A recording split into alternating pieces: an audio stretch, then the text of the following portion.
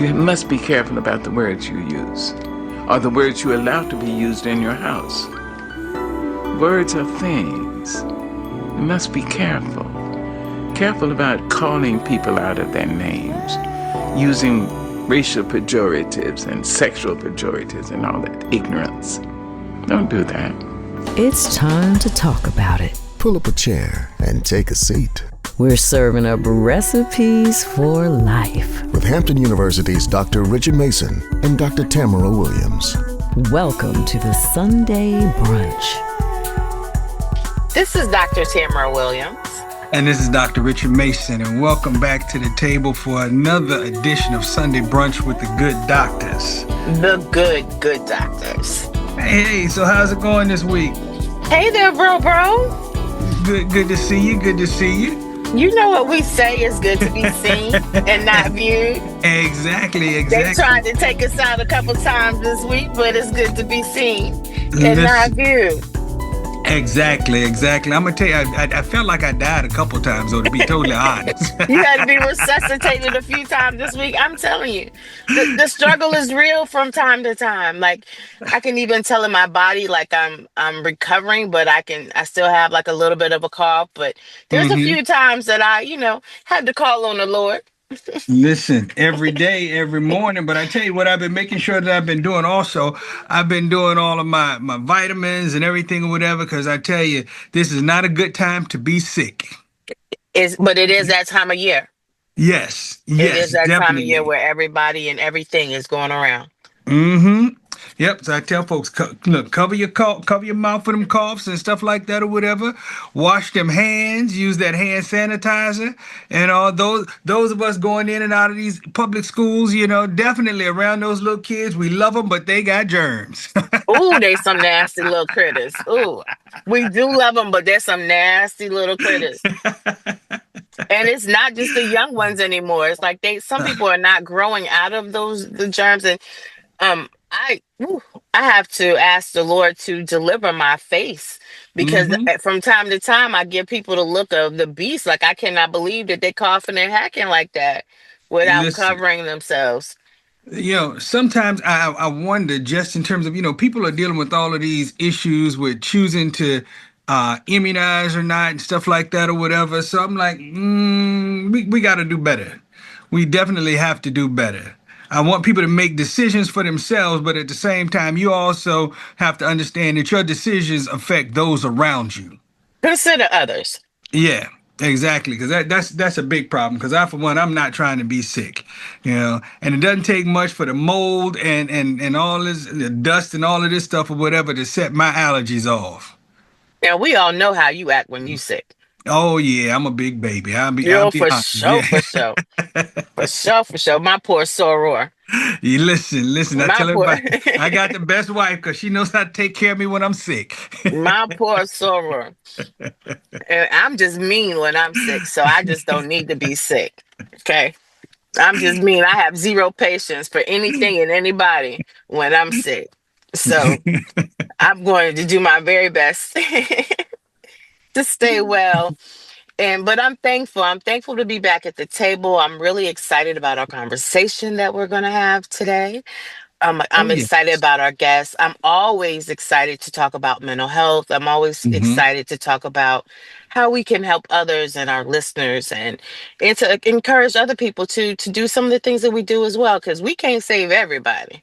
No, and people have to do some of the things on their own. It's a choice. Mental health is certainly a choice, and we try to tell people, as therapists, getting people to the table sometimes, that's where we have to be salesmen, should I say. We have to sell people on hope. And making them understand that there are better ways to do things, there are better ways to live, but they just have to want to do it. We can want it for them, but until they're ready to put in the work, coming and sit on my couch isn't going to make a big difference for them at all.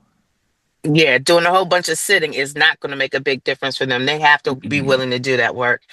Exactly. But look, I'm gonna let you go ahead and get started, because I see they done put out a whole new tray of bacon. So I'm going over there and grabbing a few slices. Father God. Listen. Not just a few. I need you to pile it up a little bit today, because I need to feed my feelings today. And bacon does it for me. Got you covered. Got you covered. And I got your biscuit and your honey butter too. Talk to me. Talk to me. While you do that, I'm going to welcome to the table um, Courtney Joyner. I want to welcome Courtney to the table. Courtney is a young man who's also working in mental health. And I think it's important that we have that conversation because we need more Black males working in the mental health field and getting more in touch with those topics that people tend to shun from or run away from. So, welcome to Sunday Brunch, Courtney Joyner. How you guys doing? I'm glad to be here. Glad to be here. So glad to be here. Doing Glad good, to doing have good. you. Definitely. Welcome to the table. It's Listen, before we jump into this, how you became Courtney Joyner, let's jump all the way back, because you're not from Hampton, right? no, I'm originally from Baltimore, Maryland, not from Hampton at all. How did you Okay. end up in Hampton? Well, I joined the military and my sister, as you know my sister, she was here when I was ETS and getting out the military. I was in Germany at the time. And I wanted to be close to her. I have been in the army for so long, I have been away, I had deployed, and I wanted to get out and be close to, my little big sister. So I came to Virginia where she was at. She is Okay. definitely smaller than you. She's little, so I call her. Everybody sees her, they think I'm the older brother, and I say she's about 2 years, but that's my baby sister. Yes, indeed. So let's back up a little bit more. So, young man in Baltimore, what then propelled you into the military? Well, from Baltimore, I went to go live with my dad for a little bit, and I think that was the best thing for me, being in the inner city, Owings Mills, downtown, Inner Harbor, East Baltimore. hmm You're destined for trouble. You're destined to pick up, bad habits or terminology and a lot of things that you'll carry with you that you can't really translate into business. hmm So it was a good thing I had left. So from there, I needed structure. How hmm old were you when you left Baltimore then? I was about 15. Okay, so you went to live with your dad when you're about 15. Yeah. Okay. Yeah. So let me jump in and ask you this though, because see, some of my friends who are from Baltimore, I connect Baltimore with one of my favorite all time shows, and that was The Wire. So Wire. Or the so so corner. tell Oh, Baltimore, the corner. so tell me, is was that what it was like for you, and you realize, hey, this is not what I want? So I'm gonna tell you, um, where the corner and the wire was shot is Uh-huh. not too far from where like we were at. Okay. So in the TV show, and Ramaya will tell you the same thing. My sister should tell you the same thing. So seeing the TV show, everybody's like, "Yo, that's like a crazy thing that's happening in Baltimore." I'm like, "That's like everyday stuff. It's not a new thing. It's not so amazing to us." So Okay. in a sense, yeah, but it's kind of like a lifestyle, you know. Mm-hmm. You know how they in New York they chop cheese and they call everybody son. It's kind of like the same thing in Baltimore. We have our own way of doing things. Okay. Okay. All right.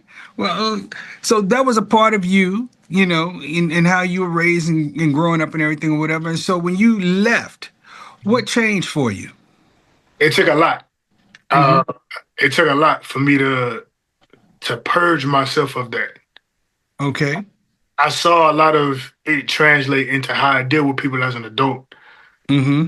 A lot of self therapy. I took a lot of learning from older people to purge myself of that mentality. Um, Mm-hmm. that it's all for me, every man for himself mentality. You can't grow in a world like that. So that's kind of what changed for me. The military did as well. Mm-hmm. I went into the military with discipline. You know, Mm-hmm. always on point with things. I was never, we would call it Maryland like goofy or a dummy. So I think the military just expanded that for me. You know, Did you play sports in high school? yeah, yeah. I played football and basketball. So do you think some of the structure came from that and then you went into the military or Absolutely not. okay. I didn't listen to my coaches at all. All I wanted to do was get on the field. I didn't work out. I didn't take it serious. I didn't. I wanted to play. And even in high school, Ramaya was the scholastic one. So my mom would tell you all the time that she was. I don't think Ramaya ever had a B in middle school or high school. for her valedictorian, they had to go back to like her 8th grade and 7th grade year to determine who was going to be there. Because Ramaya never got a B. I was different. I wouldn't go to school. I would just skip school and go take the test and pass the test. Like I could remember a song and memorize it the first time I heard it. So we just learned different. So as a child, that was me being irresponsible, not listening, rebellious. I just had a different way of doing things than my sister. So as far as me taking that into the military, I didn't really have that. I kind of just knew how to use it when I got into the military. I knew how to apply the discipline and the working out. I already had it. They just told me how to apply it, if that makes sense. What branch did you go into? I was in the Army, the greatest branch there is. Two soldiers. Now, so you're in Air Force country right now, so I know Yeah, a lot of folks in this area would beg to differ with I'm that. about the chair. Mm, I went into the Navy, but it's not that I advertised for the Navy. Oh yeah, you advertise. I can tell tell people people all the this. time I did my year and I got up out of there. That was not in my spirit. I do But tell people this though. I say if I would have joined the Air Force, like when I joined the military, I was like 19 and I had tattoos. So I went to go to the Air Force and I walked into the recruiting station because there was like a building with 4 doors: the Marines, the Navy, the Army, the Air Force. And everybody's like, the Air Force is the best. I went in there, he saw them tattoos, he said, you must well turn around. mm, So I went to the Army, I went door to door. I went to the Army. Um, Actually, I went to the Navy first and I had joined the Navy as a, a rescue swimmer. Okay. But I was, you like to swim. yeah, I'm a really good swimmer, I tell you that. But then I got into a real bad car accident. Mm-hmm. I was 17. I was wired shut like Kanye. Mm-hmm. Mm, Pelvis, I was tore up, so the Navy didn't take me. So then after that, I went into the Army, and then that's how she went. Okay. Okay. what did So, you do in the Army? I did 2 things. I was 11 Bravo, and then I changed my MOS to IT, which I don't like IT, Mhm. so I got out. Okay. Okay. All right. So moving forward, you went to the Army, you got out of the Army, and so where did that lead you? Um, when I was in the Army, I had a choice. I did 6 years, and I learned so much about education, Mhm. and all kind of things. And I went to college while I was in the Army. I went to Troy University online while I was in the Army. So I was in the Army, doing my school. And then I came with a choice. So you know how you have to re-enlist for your time. I had already did 6 years, and Mm-hmm. they were only giving out 4-year re-enlistments at the time. It was time for me to re-enlist. So if I re-enlisted for 4 more years, that put me at 10. And if you do 10 years, you're halfway done. I might as well stay in. Mm-hmm. So that was my mindset at the time, and I was like, "Nah, I'm gonna get out and go to college." So, while I was in, I had did my background stuff for the FBI. I wanted to join the FBI as a field agent. So as a field agent, you had to do the polygraph, take the PT test, and it was easier for me to do all that while I was active duty because the military kind of supported that transition. Mm-hmm. So I did all that stuff, and I had a date to leave, and then guess what happened in 2020? COVID. COVID. Yes. Uh-huh. COVID COVID happened. changed. I'm already here. I'm in school. I graduated at Norfolk State with my bachelor's in sociology. Mm-hmm. I'm just waiting for the date. So then I started working with this lady named Miss Sharif, and Mm-hmm. we had a group home called House of Angels in Virginia Beach because I was living in Virginia Beach at the time, and I fell in love with the mental health field. I Okay. I fell in love with it. The clients, the working with the different kind of clients, the autistic clients, the IDD clients, the mental health skill building clients, the substance abuse clients. And it kind of woke something up in me. I said, people really need help. There's really people that walk out here every day that can't function the way me and you function. They can't think, Mm-hmm. talk, and process for themselves. And I kind of live by a code that I kind of developed, as I've grown in the social work field. I believe Mm-hmm. firmly if you can help somebody, it's Mm-hmm. your responsibility to help that person. Okay. It's Okay. if you are able to help somebody, it's your duty it's your job, it's your responsibility to help that person. So I kind of Mm-hmm. by that and Okay. be into social work. From being in combat, uh, individual who wanted to do tactical jobs. Like I wanted to join the FBI. I was going to be a bounty hunter. I was going to do all that. But then I guess I got kind of A soft. bounty hunter. Yeah, I love it. I love it. I love it. I love the tactical work because for me it was easy because you got to think. I never worked with women my first 4 years in the military. Mm-hmm. So that was a whole transition by itself. Like you have to watch what you say and you gotta, and the people who understand that coming out of a military combat, situation, they understand like it's a big transition. I've never worked, like even in this field, it's a female dominant field. I never worked with so many women in my life. You can't say things, you gotta send emails a certain way, because in the military, Yes, all the yes, you do. all the guys, we'd be like, hey bro, what we say whatever. You can't do Mm-hmm. we do things a certain way. So that itself was a transition, being able to navigate these waters of the mental health field, working with a predominantly women field, a predominantly white woman field at that. So you didn't have women like in your unit where you were stationed? My first 4 years I was combat, so no.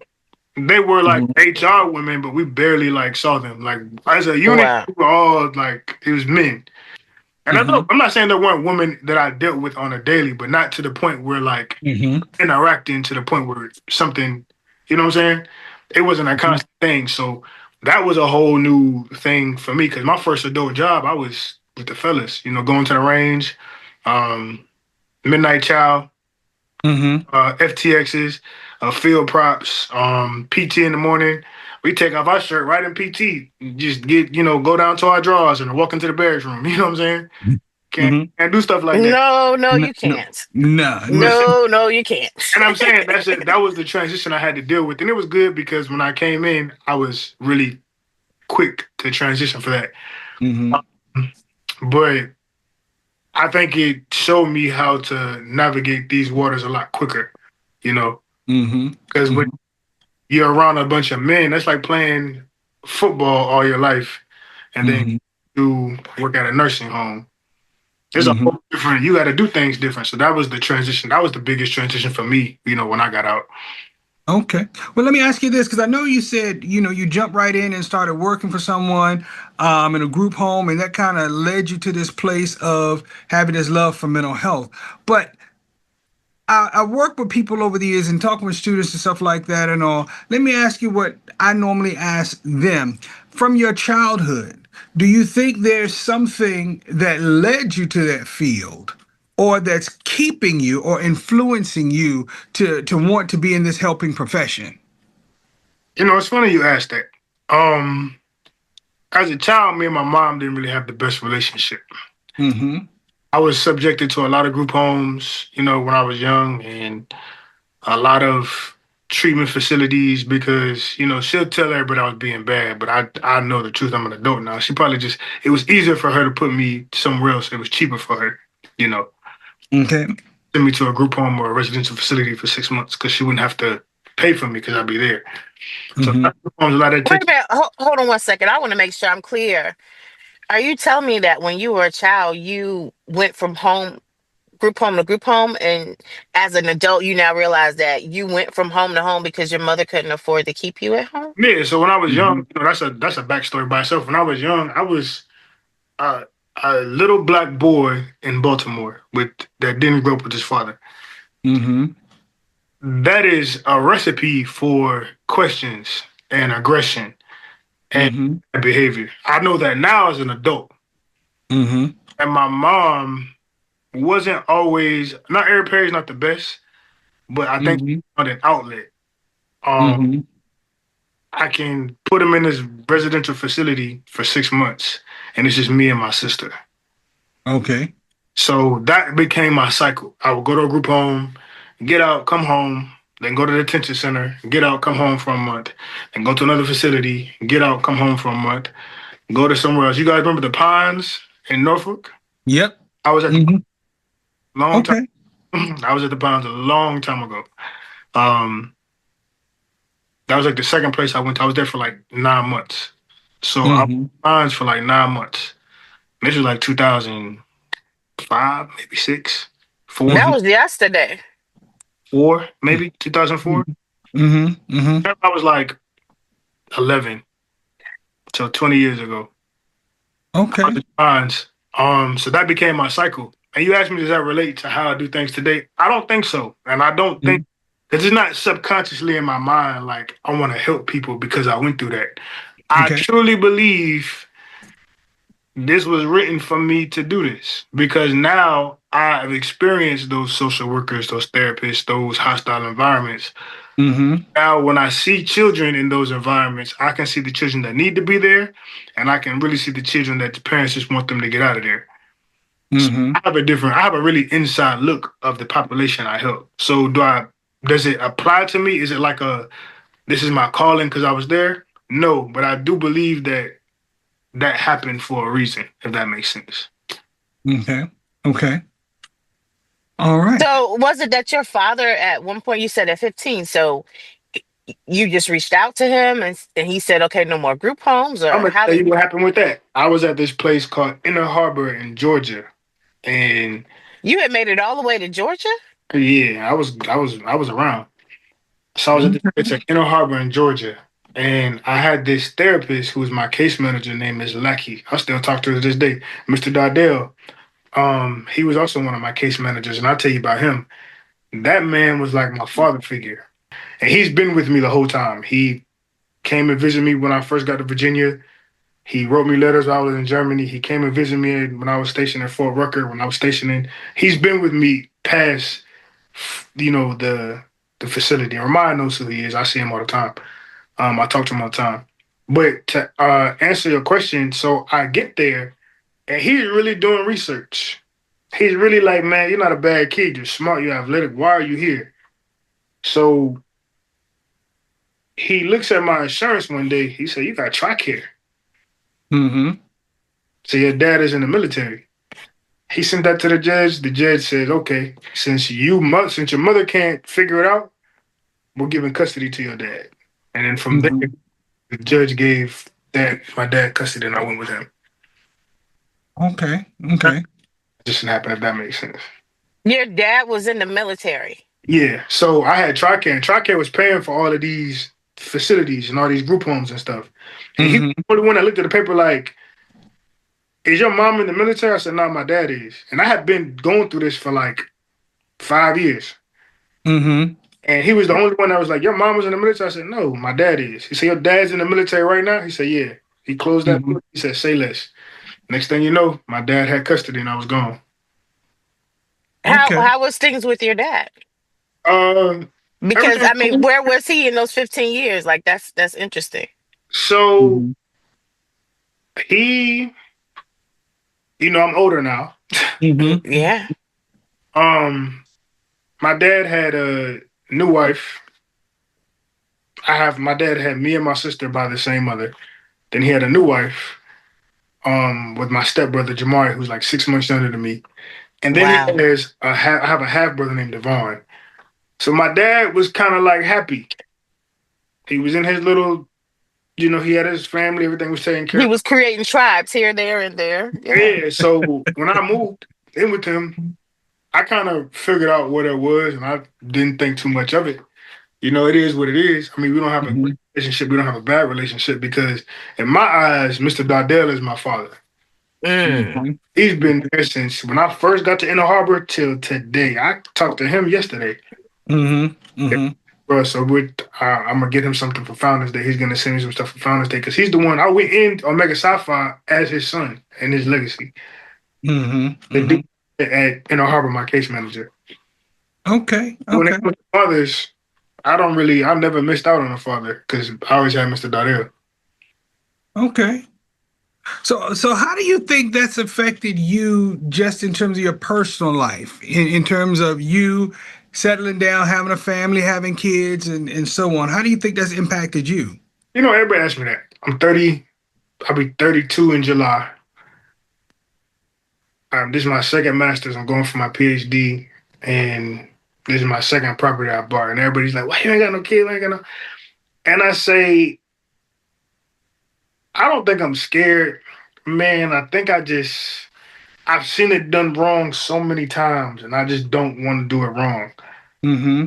I've seen it wrong so many times. I don't want to.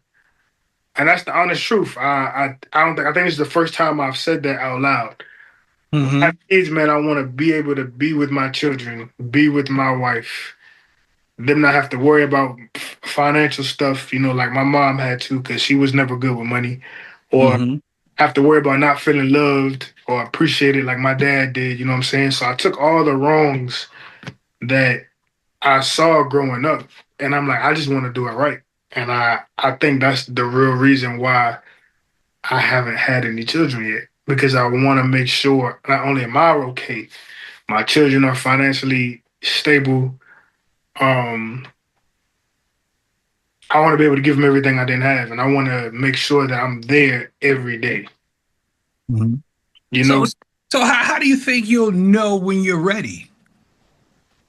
I think that it'll come. Like I know I'm not ready now. I know I got to finish school and finish my PhD. But if it Mm-hmm. happens in that time, that's not an issue because I made it so that I'm financially available and steady to have children and have a family now. With the assets and everything I bought. But I think it'll. I think I'll know. You ever know when you met the one, or you're like, hey, I mean, you as a man, you know when that person comes in, like, okay, this is gonna be a thing, and I think that'll come when it's time. You know, all I gotta do is stay on the path I am, continue to educate myself and better myself, and then everything will align at once. If it doesn't happen until I'm Mm-hmm. 35, I'm cool with that. If it happens next year, it happens next year. If it happens when I'm 35, that was when I'm 35. But I think the pullback for me for a long time, not so much now, was I was like, I just want to do it right.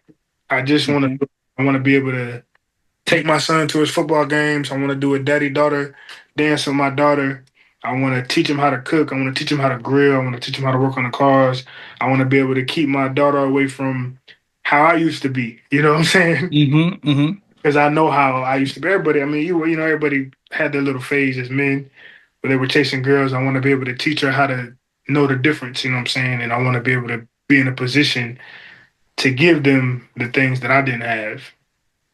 So Mm-hmm. I just want to do it right. That's my answer to that. I just want to do it right. Okay, okay, understood, understood, I'll throw that over to Tam. Being a young lady, hear what he wants to do for his daughter. How would you think a young daughter would respond to that? We don't want no parts. No, just kidding. Essentially, I, fathers are important. Mm-hmm. Mm-hmm. Fathers are important to not just young ladies, but definitely even to young men. But fathers are important, and just because you can do something doesn't mean that you should. So Mm-hmm. kudos for understanding that you are not there yet, or that you're not mentally where you would like to be in order to have kids. A lot of people don't realize that people do plan parenting.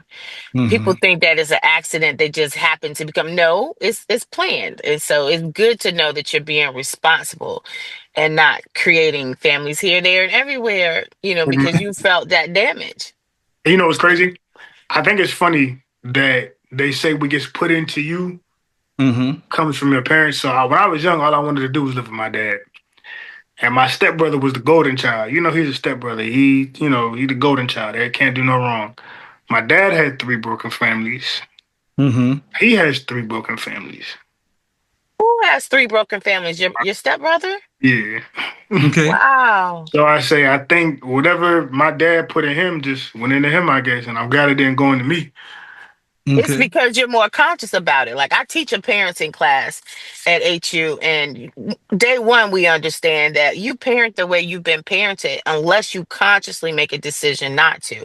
And what it sounds like is you've consciously made a decision that you didn't want to have that same type of family that your father produced. Nah, I got a rule. And ladies, if y'all hear this, just know I don't know who listens to this podcast. I'm telling you, Everybody.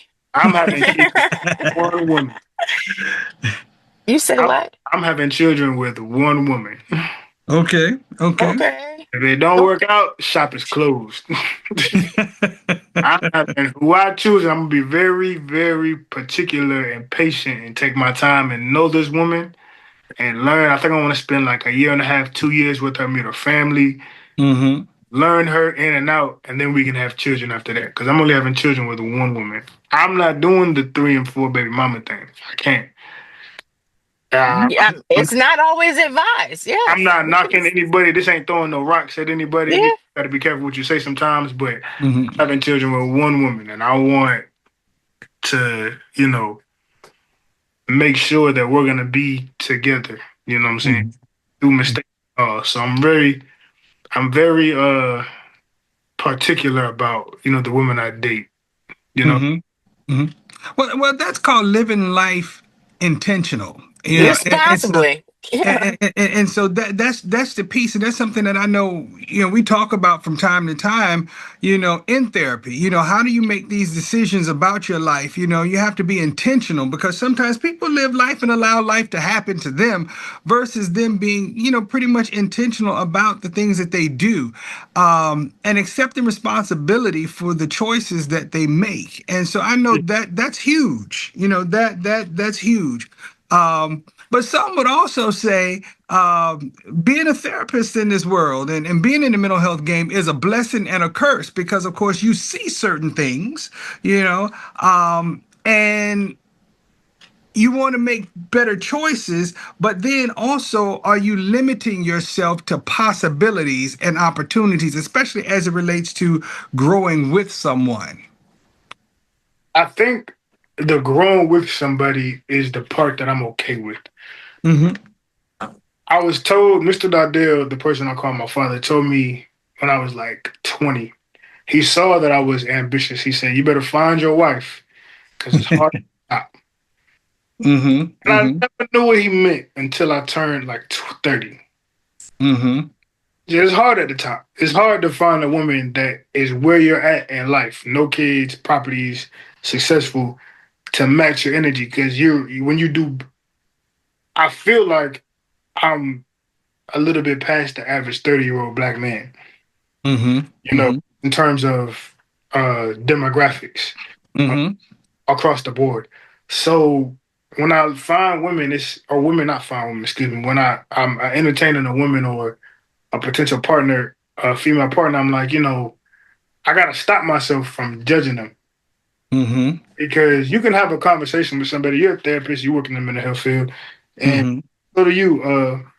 Both of you guys are doctors, and I feel like you can have a conversation with somebody for 30 minutes and learn everything you need to know about somebody. I Mm-hmm. only need two.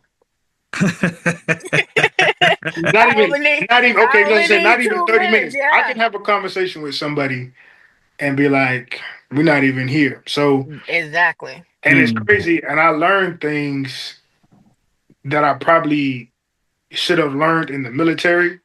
Mm-hmm. Like when you ask somebody what you do for work in regular conversation, like you say, "Hey man, what you do for work?" I used to think they really cared about what I did for work. I really Mm-hmm. want to know what you do. When I found out, just through trial and error and talking to people like you got, like yourself, Mm-hmm. they don't care what you do for work.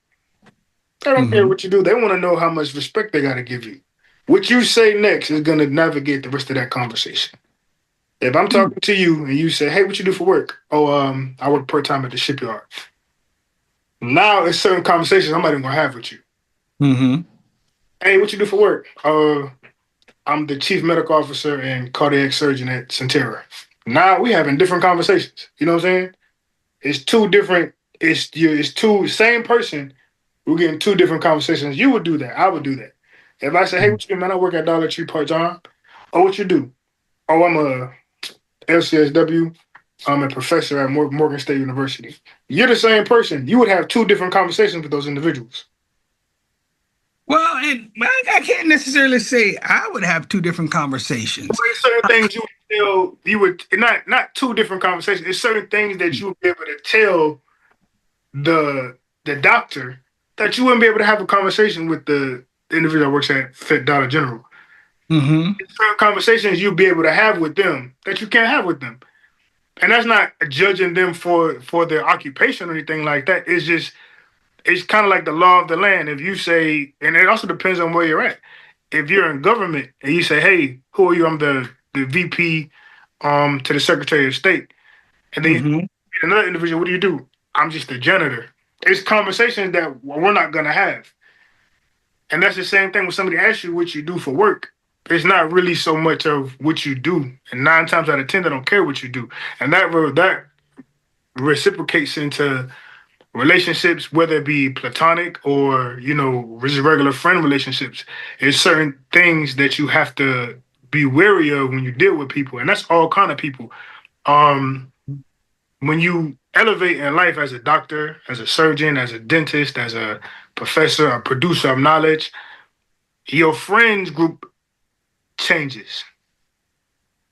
Well, part of that I can agree with, and Tim, you chime in because this gets into relationship conversations, and I've had this conversation with folks before, and it gets into being equally yoked, in certain And areas, who your circle is. Yeah. and yeah, and who your circle. So I can see the reality of, you know who you talk to and who you interact with, but just by happenstance, you may find someone who is not a surgeon, not a doctor, not the assistant to the Secretary of State. You may find someone who may not have gone to college that's just sitting there and able to carry on these conversations.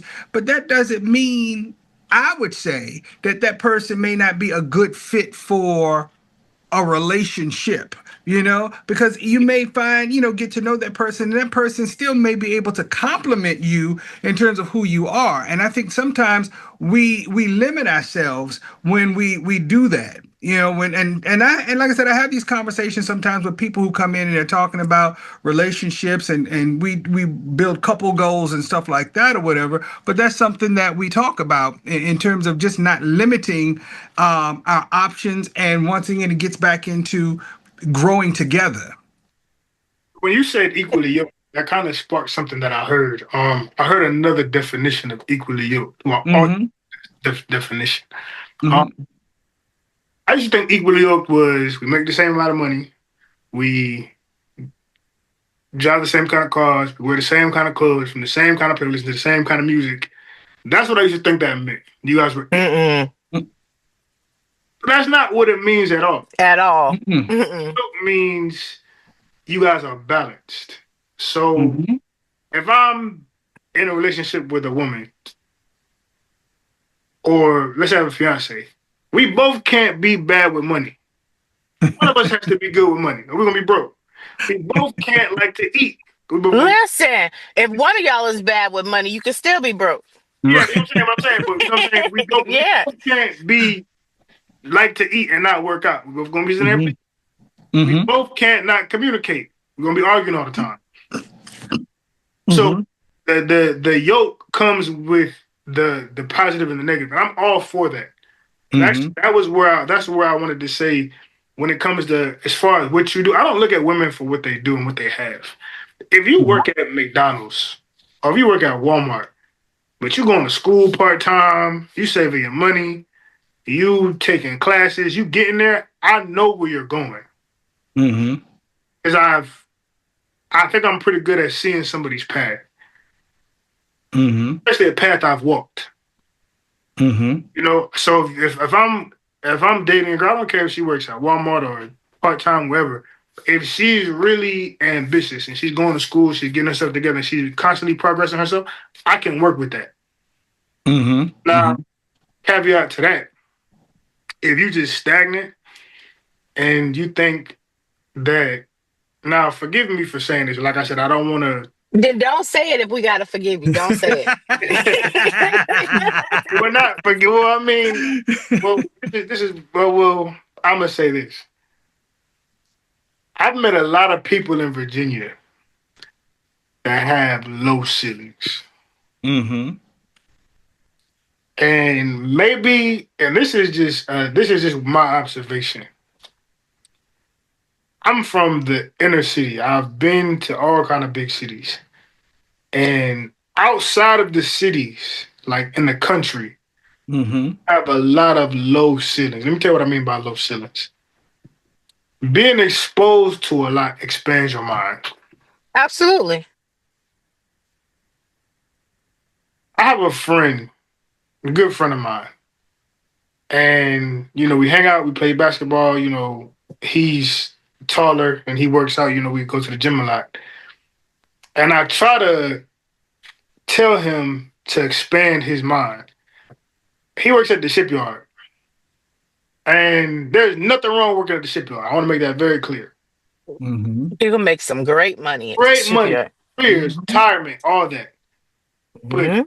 like his ceiling, getting supervised at the shipyard is his goal in life. He is finished. If he does that, he has reached his full potential. Mhm. Mm-hmm. That is a lot of people in Virginia, and I just cannot relate to that. Like they said, man, I'm about to become a shipyard supervisor, do 20 years and retire. And then like that's their goal. Let me tell you why I can relate to that. I can't Because if we were all the same, life would be so boring. it And would. we need people to appreciate all different elements of life. Like everybody is not going to be president. But he has Everybody's not going to so make it to NBA. But potential. if he may be, but we all don't even define success the same thing. So No, exposure to things helps people to grow and want more. But exactly. some Exactly. people have learned to be content in some areas, whereas there's other people who will never be content with that. So you Mm-hmm. not being in a relationship right now, and then what you just said speaks so highly to you. It'd be hard for you to find someone in some ways that you could then be content with because you're not Mm-hmm. content with contentment. It's Um, not and- even about being content. I think I'm naturally ambitious, and I've been exposed to a lot of different things at a young age and in my adult life. But when I say ceiling, like, and this might be me personally, but I have no limits. yeah, Mm-hmm. There's there are nothing people who that I operate can't, like that. Yeah, yeah, absolutely. there's nothing that I can't put my hands on that I can't achieve. That's just my thought process. And I've met plenty of people with that same thought process. And with him, and I tell him, and I feel like I pick his brain. And then we've been hanging out for a while. And then he told me something the other day. I tell him we went to DC a couple times, went to Baltimore, catch a Ravens game. We went down to Florida, and I took him like to all the places I've been and some people I met, in different places in the military. So we came back, and he said, "Man, you know what?" I said, "What's up?" I think I'm gonna sign up for ODU, man. There you go. And I Yeah. said, you see, and that was like my confirmation, like, bro, your ceiling is so low. You can do anything you want. It's exposure. It's Exposure. exposure. So, for instance, my daughter has been to a lot of different colleges. When it comes time to go to college, it's not is she going to colleges, which college is she going to go to? And True. so when you've been exposed to things, then you know that you have options. That's why representation matters. So iron sharpens iron. So when you were saying like the people around have low ceilings, like the people that me and my brother hang around, everybody got their doctorate degree. You know You what I'm know what I'm saying? saying? Like everybody in that. So so it I would be when a I PhD travel, candidate you far hear too. what I'm saying? It's Right. room at the top. It's the bottoms that get crowded. It's Mm-hmm. plenty of people who are doing those things. It's Say that one about more being time. able to have huh? Say that one more time. I gotta write that down. There's plenty of room at the top. It's the bottoms that get Bottom crowded. that get crowded. Oof. It's the bottoms that get crowded. And it's plenty of people to help you get to the top if you're willing to do the work. So Yes. it's also about who you surround yourself with. So if you're the smartest person in your group, you're in the wrong group. Need to go So somewhere. you got to Mm-hmm. go somewhere else to be exposed to that. And so a lot of times it's just about what you're exposed to. I don't get bored in my circle. My circle, we continue to grow. And Exactly. and and then and we don't all do the same things, and we're not all Mm-hmm. content in the same areas. And so you get exposure to things that you've never been exposed to when you're around people who also Mm-hmm. get exposed to those things. So we that's one of the reasons why bro and I do this show, because we want to expose people to the things that we naturally just get exposed to. Oof. And it's Mm-hmm. crazy that you speak such volumes of that. I just published an article. Well, I'm in the process of publishing an article about black women. And I find this is not to be a sexist or racist anything. Black women have the most college degrees than any other race or gender on the planet. It is true. And I Mm-hmm. say that because It's the truth. they have so much need and they have so much reason to be successful. and we can go down the list of black men and they were brought up a certain way and things like that. But I found out that if when I hang around black women and I talk to them like yourself, it fills me up with things like you just said, and I'm like, I gotta write that down because there's so much education. I'm not taking away from black men, but statistically, they don't have as much college degrees and educated as black women do. But like you said, the circle you hang around, you just said some powerful stuff that I resonate with so well. The people you hang around is a direct reflection of yourself. My dad told me, Mr. Dardell told me, he said, if you always got to keep being a bigger person, you're hanging around too many small people. Mm-hmm. Mm-hmm. You're hanging around too many small people. If you always got to apologize and excuse yourself and they can't relate to what you're saying or they taking offense to everything you're saying, you're hanging around too many small-minded people that they can't Mm-hmm. grasp what you're talking about. They're not emotionally intelligent enough to know what you're talking about. If you have to write footnotes and I can't just give you eye contact, we're not on the same page. Exactly. This man is sitting across the table from you. He and I, we only have to say words. We can just look at each other and it's just understood. It's understood. Like you saw that, you saw that, I saw that, you saw that, we saw that. And then we know what we saw. It's registered. That's why he's laughing right now. So it's around. It's about also, like you said, that exposure of being Mm-hmm. connected to the right people, and that's also mentorship. That's Yeah. also mentorship. One of my good Mm-hmm. mentors way back told me that years of your journey can be taken off when you're corrected to the right mentors, because your Mm-hmm. friends love you just the way you are, but your mentors love you too much to leave you where you are. And so Exactly. it's about finding the right people. Anybody can have people, but do you have the right people? The right people Mm-hmm. is The Mm-hmm. right people. and put you in the wrong situation. Mm-hmm. You Mm-hmm. put and you allow yourself to go places. Like we can't control what other people say or do, but we can control how we respond. And so there's a Mm-hmm. lot of people who I don't surround myself with. We all have the same amount of time, but everybody doesn't get my time because everybody doesn't come with the same energy. It's one thing when we are in the mental health field and we get paid to deal with people's issues. It's another thing when people want you to deal with them for free. Mm-hmm.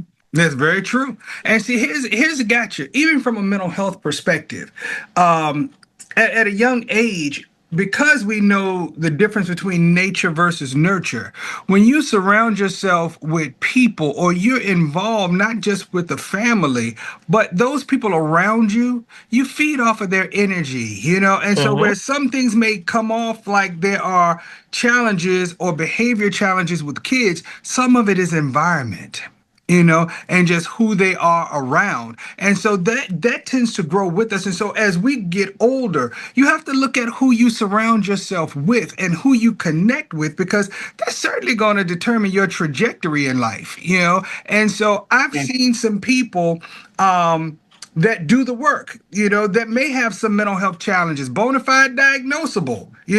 But Hmm. guess what? Certifiably. Exactly. But they surround themselves with the right people who help them, that get them connected to either resources, but also they set an example of how to respond to things and not just react to things. And that makes a big difference in who we are and what we're able to do with our lives.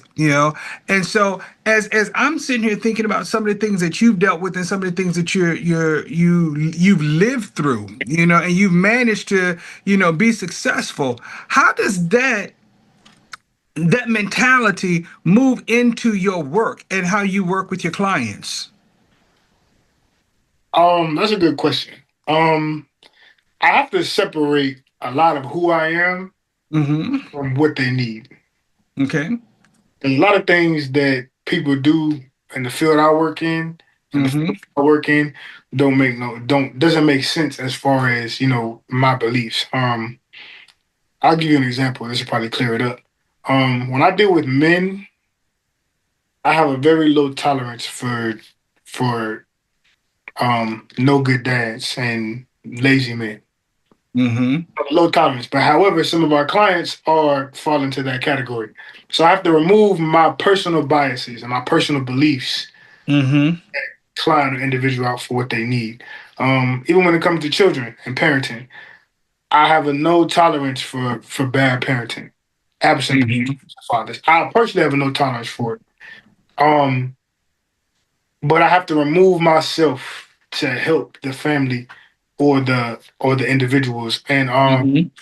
Dr. Shilly, the chair at Morgan State University, was having a conversation with me.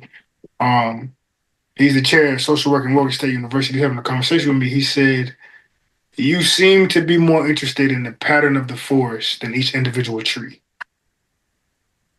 Mm. And I said, "What you mean by that?" He said, "You'd probably be better in macro social work." And I said, "I think that's right. I'm more concerned with how the pattern of the forest than family social work." And I work as a clinician. I help individual families, and Hmm. I've developed that skill. I put that in my toolbox. But I definitely want to do it on a bigger level. I definitely want to help individuals on a bigger level, even at the meso level, community. Um, I think that's where I would be most effective because I have such strong beliefs on things. I have such Hmm. strong beliefs on things that I've lived through that are proof and have been physically repeated and that people see all the time. Yeah. Hmm. So I guess that if that answers your question. It does. It does. And like I said, just because sometimes, like I said, our lived experiences sometimes will dictate our paths where we go. Yeah. But also it'll certainly affect those around us and all. And so we've said it once before, from another perspective, as we talk about hurt people, and if Don't you they you though? you don't take care of your own self, if you don't provide your own triage to your own wounds, you're going to bleed out on everybody else around you. And sometimes we don't even realize that's what we're doing, but we are. And it's until someone pulls our coattail and say, "Hey, listen, this is what's happening." And so from a mental health perspective, unfortunately, sometimes people get into this profession because, of course, they want to help or resolve some things that they didn't get, in their lives, or where they feel like, hey, you know what? I had this experience and I can help people, grow from this thing or whatever, but not realizing that they haven't resolved some of their own stuff, and so that's the piece that we often talk about with our students, getting them to a place to make sure, hey, listen, you might need some therapy, so before you can get some, to do some, you may have to get some yourself, and so unfortunately you have some people who have not walked that walk before. And so I know a lot of programs, that's a requirement that you have to demonstrate that you've actually gone to at least 4 sessions on your own to deal with your own stuff. Yes. Hmm. Mhm. And I still have a therapist. I believe in it. You Um, better have a therapist in Jesus too. yeah, and that part, I keep them both highly, highly, highly employed in my life. There you I go. But it's a healthy thing to have someone to talk to that actually is interested in what you have going on. Typically, for us in the mental health field, when people talk to us, they want to tell us what's going on in their life. They don't really have Hmm. time or space to listen to us, and Hmm. we don't often feel heard. And so, I always encourage people to balance it out, and then you Hmm. can also appreciate what it feels like to be on the other side, and you can make sure that you're not bleeding on people that didn't cut you. So Right. you spoke about therapy, and it's important to have it. And that was a big challenge for me. I'm gonna tell you why. Hmm. I'm very, very private. Hmm. Hmm. I am private. Ramaya would tell you, my sister would tell you. So I had to figure out where to get therapy from. Hmm. I had to figure out who could I talk to as an adult who can unwrap me, pull me out, put me together, and put me back in. And somebody who's going to be honest with me and not biased because of who I am to her. I've had therapy sessions, with professionals at the VA, just because it was a requirement to get out. But I find my best therapy in all actuality with Ramaya. I'm going to challenge you. I I'm find my going to I'm going to challenge you to go past that. We don't even have time in today's conversation to really do that. I think she's a good safe spot for you because she's your family. But yeah, those of us in a real mental health field know that because of that personal connection, it cannot be so. It and can't be real therapy. that's Yeah. why I was saying that's why that I found it in her but naturally she's biased. Mm-hmm. Naturally she's biased. So when I figured that out as an adult, I had got a therapist, a black male therapist, um, Mm-hmm. who spoke to me about some things. And I said, man, Maya was being very, very, she was being my sister. Mm-hmm. And she wasn't being my therapist. Mm-hmm. I Mm-hmm. really had to digest that. And it hurt, but I had to fire her. I said, Maya, you fired. This ain't taking time. But Yeah. I had to She fire her. was like, good, I can be your sister, but I can't be your therapist. Yeah. Yeah. And Exactly. I tell people that therapy doesn't make, because I was one of those guys at one point, therapies for girls, and you suffer, Mm. go to therapy. I said, if you don't go to therapy, you walk around here with anger, aggression, depression, Mm-hmm. and all these feelings. And like you said, I was able to overcome a lot of the things that I had in my life. You would get the information I gave you guys in the beginning of this Mm-hmm. show, and you would add all that up. I'd be a hurt person, angry, upset, Mm-hmm. but I don't. And I was like that at one point in my younger years, Mm-hmm. but I really took the time to work on myself and figured out what's important. You know, Mm-hmm. And that's good. That's good. And I tell you, we have to wrap this up today, but we definitely got to bring you back to the table just to continue to unpack some things because people need to hear, what it's like to be in the profession and work, still work on yourself and work through some things. So definitely thank you for joining us here at the table. I think we've had a very fruitful and impactful conversation. That's for sure. for sure. I would Uh, love. Yes. Thank you for your time. Thank you guys for that time. I love what y'all doing. I appreciate it. And anytime you guys want me back, just please give me a call. Will Will do. do. So thank you to our listening audience. And so join us next week right here at the table, WHOV Smooth 88.1 FM for the most delicious hour in radio. The essence of HU. Keep your fork. Someday we'll be able to measure the power of words. I think they are things. I think they get on the walls. They get in your wallpaper. They get in your rugs, in your upholstery, in your clothes, and finally into you. Thank you for joining us at the table. Tune in next Sunday at 1 p.m. for more delicious topical recipes for life on the Sunday Brunch.